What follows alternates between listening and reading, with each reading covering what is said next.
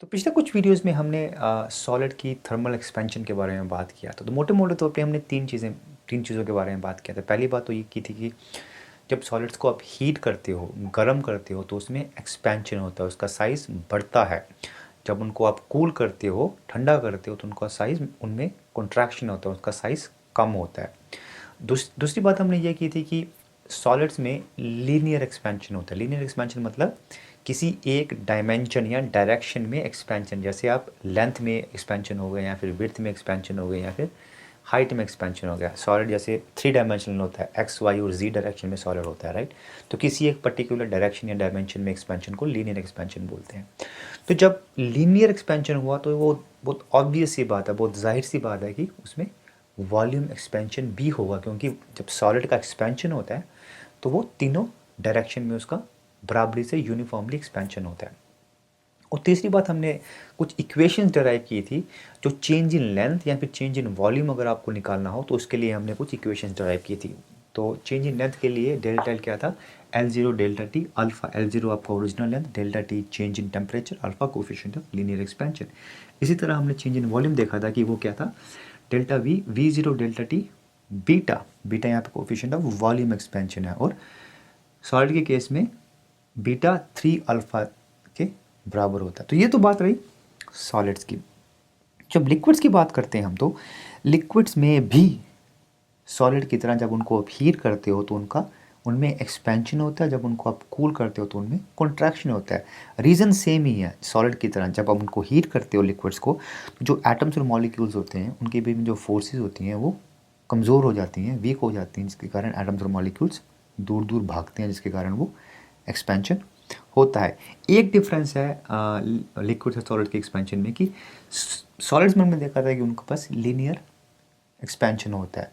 Liquids का कोई shape नहीं होता, उनके पास लेंथ, विड्थ या हाइट नहीं होती है, राइट। वो जिस कंटेनर में आप डालो उसकी वो शेप ले लेते हैं। तो इसलिए लीनियर एक्सपेंशन उनके लिए मतलब नहीं रखती इस लिक्विड्स के लिए। लिक्विड्स की जब हम थर्मल एक्सपेंशन की बात कर रहे हैं तो उसमें एक ही टर्म का मतलब होता है, वो होता है वॉल्यूम एक्सपेंशन का, राइट। तो अभी क्वेश्चन, सवाल ये पैदा होगा कि ठीक है भाई, वॉल्यूम एक्सपेंशन तो हो रहा है, बट कितना एक्सपेंशन हो रहा है, राइट। अच्छी बात ये है कि जो हमने इक्वेशन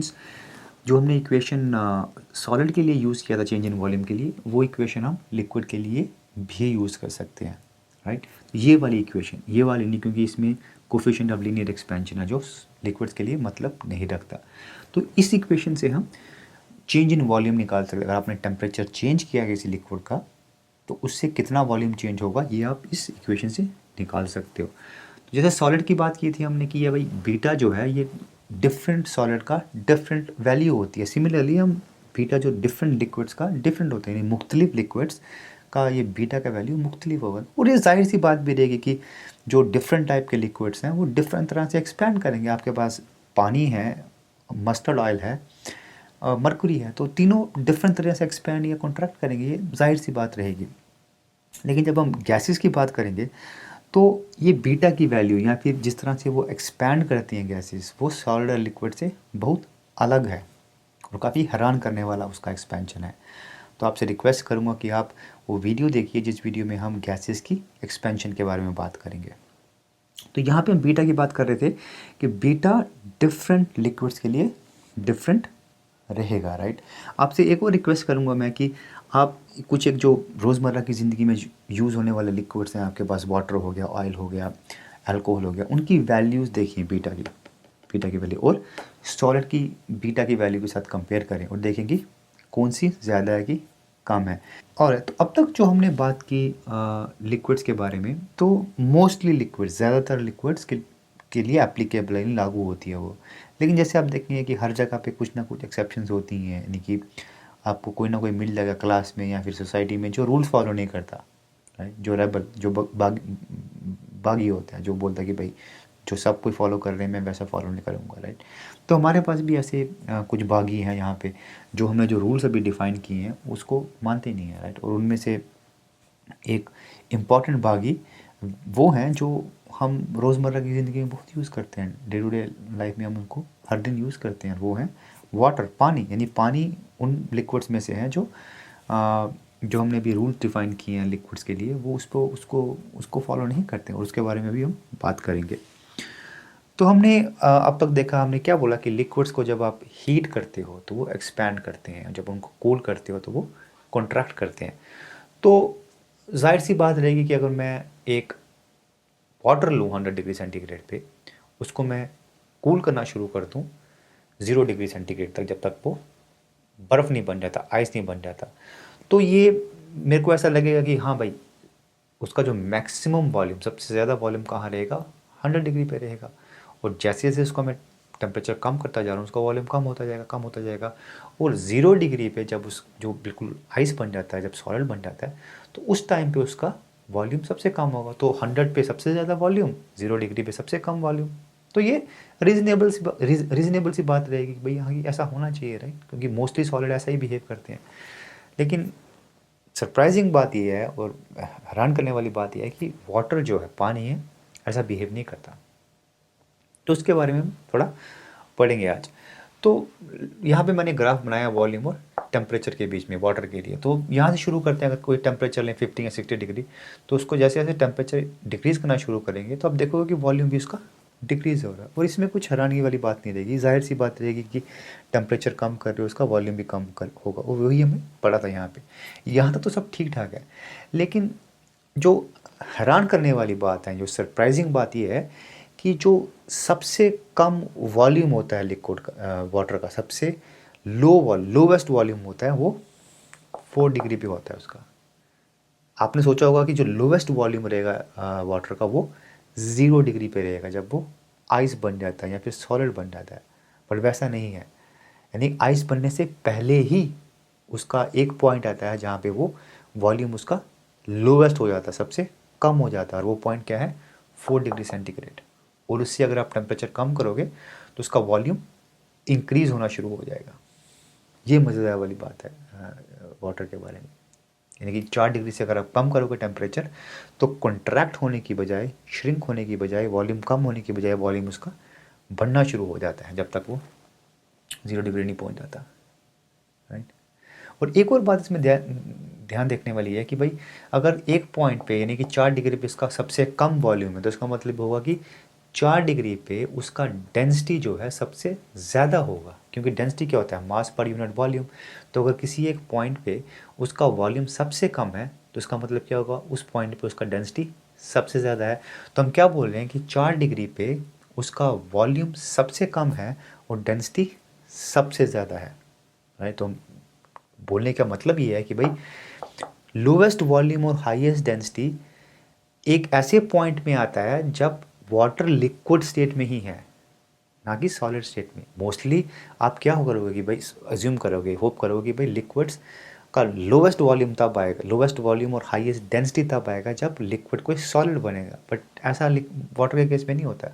वो पॉइंट लिक्विड जब वाटर लिक्विड में है, लिक्विड स्टेट में है, तभी एक पॉइंट पे आ जाता है, और वो 4 डिग्री सेंटीग्रेड है, राइट। और ये बहुत सरप्राइजिंग सी बात है कि वाटर ऐसा बिहेव करता है। यानी कि एक पॉइंट आता है 4 डिग्री सेंटीग्रेड, उससे अगर फर्दर कूल करोगे आप, तो instead of contracting it expands.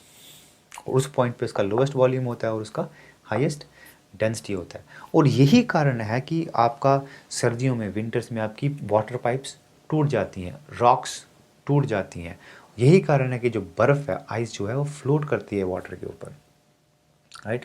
और यही कारण है कि जब विंटर में, सर्दियों में डल लेक कश्मीर में जब जब पूरी फ्रीज़ हो जाती है और जब लोग, बच्चे उसके ऊपर क्रिकेट खेल रहे होते हैं, तब अंदर जो उसके जीव जंतु हैं या फिर एक्वेटिक लाइफ है, वो भी मस्ती कर रहे होते हैं, क्योंकि अंदर टेम्परेचर उस टाइम पे 4 डिग्री सेंटीग्रेड होता है। अगर वाटर ऐसा बिहेव नहीं करता तो पूरी की पूरी लेक, टॉप टू बॉटम, पूरी की पूरी लेक आइस बन जाती, फ्रीज़ हो जाती विंटर्स में जब टेम्परेचर लो जाता है, राइट। और उस टाइम पे एक्वेटिक लाइफ के लिए बहुत डेंजरस हो सकता था, यानी कि वहाँ पे ज़िंदा रहना उनके लिए बिल्कुल नामुमकिन हो सकता था। पर ऐसा नहीं होता है, राइट। और अभी हम थोड़ा सा जस्ट क्विकली बात करेंगे उस लेक की फ्रीजिंग के बारे में। तो फ़र्ज़ करते हैं कि भाई ये उसकी टॉप लेयर है, ये उसकी बॉटम लेयर है लेक की। तो लेट्स शुरू करते हैं कि भाई 9 डिग्री टेम्परेचर है उसका, जो टॉप लेयर और बॉटम लेयर का। तो अभी सर्दी शुरू होगी और टेम्परेचर कम होना शुरू हो गया बाहर। तो अभी शुरू करते हैं, 1 डिग्री कम हुआ, राइट। जब 1 डिग्री कम हुआ तो ऊपर वाली लेयर जो है 8 डिग्री बन जाएगी, क्योंकि वही कॉन्टैक्ट में एटमॉस्फेयर में, तो पहले वो कम, उसका टेम्परेचर कम होगा। तो लेट्स से उसका 8 डिग्री बन गया अभी, राइट। तो नीचे वाली अभी भी 9 डिग्री है। तो जब दोनों लेयर्स के बीच में टेम्परेचर डिफरेंस होगा तो वाटर ऊपर से नीचे मूव करना शुरू कर जाएगा, ऊपर से नीचे और नीचे से ऊपर वाला शुरू हो जाएगा। क्यों? क्योंकि 8 डिग्री पे जो वाटर है, पानी है, उसका वॉल्यूम 9 डिग्री के पानी से कम है, राइट। अगर उसका वॉल्यूम कम है तो उसका मतलब क्या, उसका डेंसिटी ज़्यादा होगा। तो यहाँ पे जो ऊपर ऊपर की लेयर्स में जो वाटर है उसकी डेंसिटी इससे ज़्यादा है। तो डेंस ऑब्जेक्ट जो होगी वो हमेशा नीचे जाने की ट्राई करेगी। तो ये वाला जो वाटर है वो नीचे आएगा और ये जो लेस डेंस है वो ऊपर जाएगा, राइट। तो ऊपर वाला क्या 9 डिग्री बन गया, ये 8 डिग्री बन गया अभी, राइट। तो ऐसा चालू रहेगा ये जब तक आपके पास 4 डिग्री नहीं हो जाता दोनों लेयर्स का टेम्परेचर, राइट। मज़ा अभी शुरू होता है, राइट।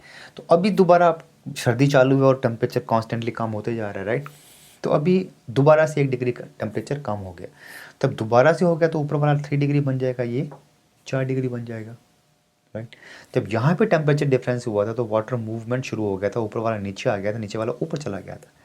लेकिन मज़ेदार वाली बात ये अभी यहाँ पे ये है कि अभी मूवमेंट नहीं होगा। नहीं क्यों होगा? क्योंकि 3 डिग्री का जो वाटर है उसका वॉल्यूम इससे ज़्यादा है, राइट। तो अगर वॉल्यूम ज़्यादा है तो उसकी डेंसिटी कम होगी। तो ऊपर हमारे पास लेस डेंसिटी वाला वाटर है, नीचे नीचे जो है वो ज़्यादा डेंसिटी वाला है। तो वाटर का मूवमेंट नहीं होगा, क्योंकि ज़्यादा डेंसिटी वाला पहले से नीचे है, राइट। एंड सिमिलरली 3 का 2 बनेगा, 2 का 1 बनेगा, 1 का 0 बन जाएगा। तो ऊपर वाला पानी जो है वो फ्रीज़ होना शुरू हो जाएगा, लेकिन नीचे वो 4 डिग्री ही रहेगा, क्योंकि 4 डिग्री से कम करोगे तो उसका वॉल्यूम इंक्रीज़ ही करता रहेगा, राइट।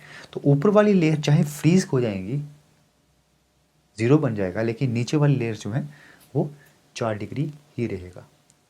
और यही रीज़न है कि जब बाहर आपकी लेक्स पूरी फ्रीज़ हो जाती हैं, अंदर जो है 4 डिग्री रहता है। और जो एक्वेटिक लाइफ है, जो पानी में रहने वाले जीव जंतु जानवर हैं, वो लोग रह सकते हैं ज़िंदा विंटर में, अदरवाइज़ काफ़ी मुश्किल हो जाता है उनके लिए, राइट। और ये कुदरत के करिश्मे हैं, काफ़ी सारे करिश्मे और भी देखेंगे, तो ये उनमें से एक करिश्मा है कि भाई वाटर ऐसा बिहेव करता है। तो एनीवेज़ आज के लिए इतना ही, आपसे नेक्स्ट वीडियो में बात करेंगे, तब तक थैंक यू सो मच।